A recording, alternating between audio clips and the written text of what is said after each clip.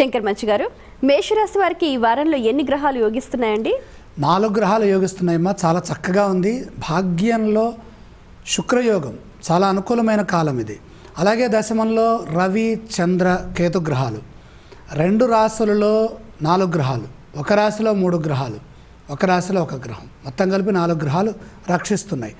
శుభం కలుగుతుంది, ఆశయం నెరవేరుతుంది. క్రమశిక్షణతో పనులు పూర్తి చేసుకోవాలి. అవాంతరాలున్నాయి. ఏకాగ్రతలో ఎట్టి లోపము కలగకుండా వ్యవహరిస్తే సరిపోతుంది.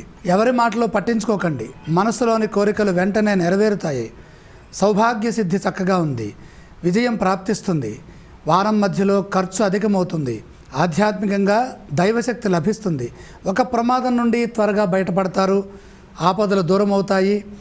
మిత్రుల సూచనలు తప్పనిసరిగా పాటించాలి. ఎటువంటి ఒత్తిళ్లకు లొంగకండి. సాహసం చేసి ఒక పనిలో లాభపడతారు. శుభవార్త వింటారు.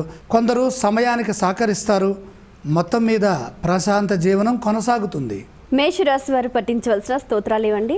అష్టమ గురుదోషం ఉన్నది కాబట్టి జాతకరీత్యా శివారాధన చేసుకోవటం చాలా ఉత్తమం. ఆలయ సందర్శన క్రమంలో ఏ దేవీ దేవతలను దర్శిస్తే మంచిదంటారు? ఈశ్వర సందర్శనం వల్ల మేలు పెరుగుతుంది. ఈ రాశి వారు చేయవలసిన దానాలు ఇవ్వండి.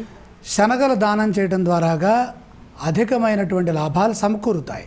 మేషరాశి వారికి ఈ వారంలో భాగ్యంలో శుక్రగ్రహం విశేషంగా అనుకూలిస్తుందని, అలాగే దశమంలో 3 గ్రహాలు విశేషమైన ఫలితాలను అందిస్తున్నాయని, ఏకాగ్ర చిత్తంతో ముందుకు సాగి ఎటువంటి ఒత్తిళ్లు వచ్చినా వాటికి లోను కాకుండా ముందుకు సాగాలని సూచిస్తారు.